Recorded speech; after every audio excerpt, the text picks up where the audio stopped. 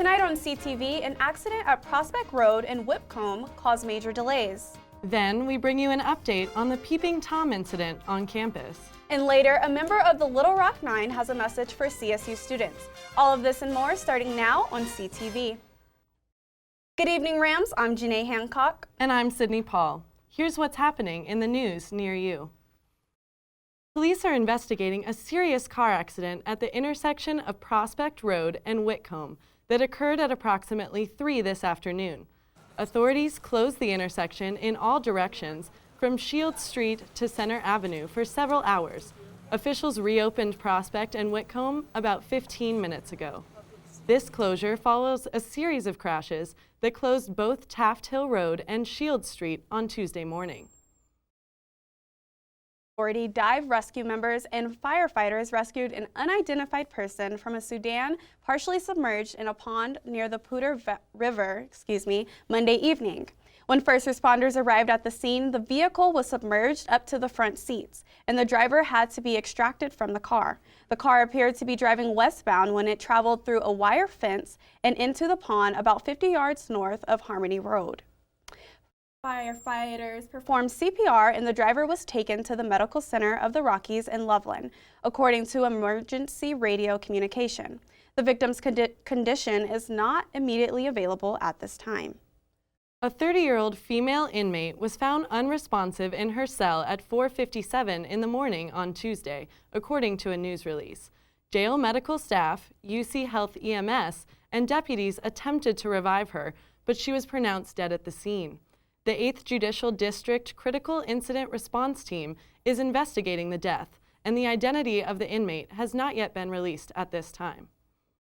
Saturday night, a peeping Tom incident took place in front of Summit Hall, making students and others at CSU reconsider how safe campus really is.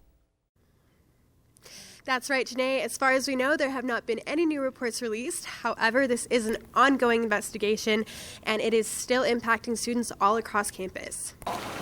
This is the first I've heard of it. Yeah, I got an email, but that's maybe just like if there's cameras or anything that like if people know that they're there, maybe they'll be less likely to do something. I'm in Summit Hall, so it was a little frightening to hear about that, and it sounds like it's been happening a little bit throughout the semester. Kind of appalled me at first because I wasn't aware that that could happen, that people actually like do that on campus late at night and like just like people like coming by and like yelling sexual comments. It's just, I'm not okay with that.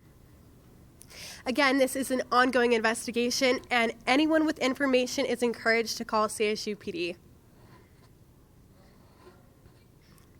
Precautions students can take to better protect themselves from situations like this in the future.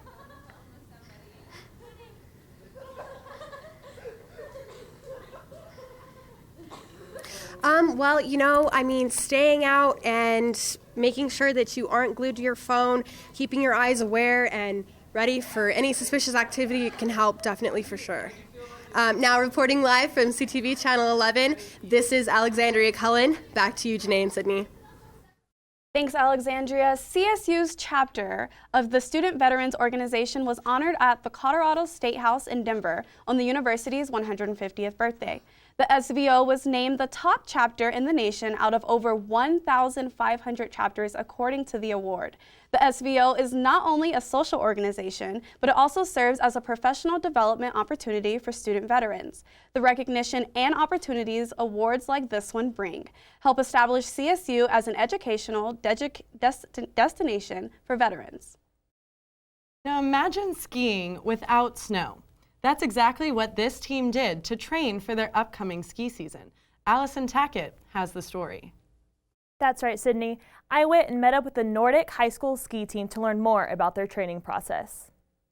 Colorado is known for its beautiful views, cold temperatures, and its skiing. Even though the weather forecast has been showing downpours of snow recently, it hasn't always been that way for the Poudre High School ski team.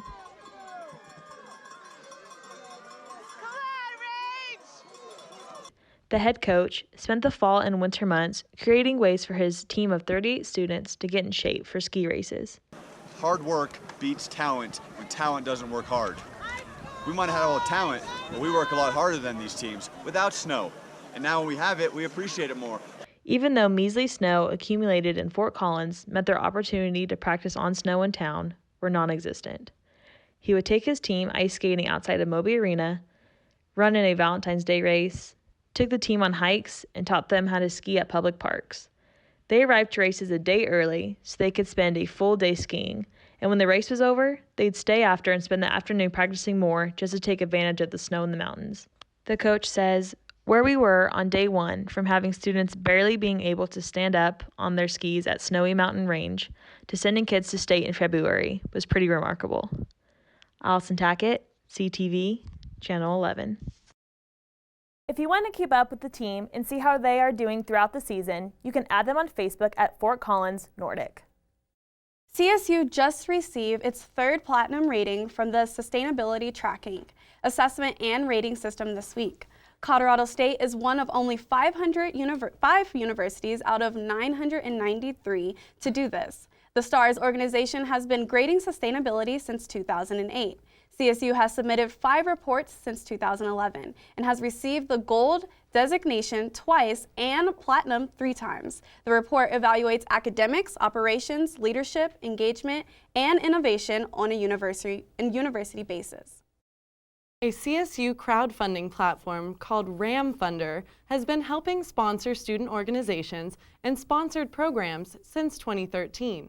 The platform provides people with the opportunity to fundraise for various projects and allows others to support their fellow students. According to RAM Funder's homepage, the service is mainly used to raise money for research, club travel expenses, and scholarships. In the 7 years since it started, the platform has raised over $300,000 for 60 successful campaigns. Recognizing Black History Month is just as important as recognizing individuals who played a huge role in where we are today. There was a time when schools were completely segregated until the sacrifices of 9 courageous students made the reality we see today possible. Little Rock 9 was a name given to us by the media in 1957. And that really had to do with the fact that 9 of us elected to go to Little Rock Central High School, all based on the rights that we had through Brown versus Board of Education. The youngest of the 9 would soon become the first Black female to graduate 3 years later, despite what she endured. A mob of protesters had started across the street from the school. And as the days went on, in fact, the commanding officer of the Arkansas National Guard came to us because we had been blocked from going up the sidewalk to go to the school, and stated that to go home, that we weren't allowed to go to school there, and by the direction of the governor. Thanks to President Eisenhower, the Little Rock 9 exercised their right to a better education. However, their lives were at risk. I had a bodyguard that took me from one classroom to another. Now, even though that they were there, kids will be kids. They will find ways to harass you, to terrorize you, or what have you. A lot of things happen, you know, push down steps, spat upon, ink in my chair, spittle in the chair, all these things you had to learn how to navigate through. And I was able to do that and still do well in school. Lanier, who currently resides in Denver, Colorado, advises students to value receiving an education in a classroom full of diversity. You really have to know who you are and whose you are, and be centered about what you believe in.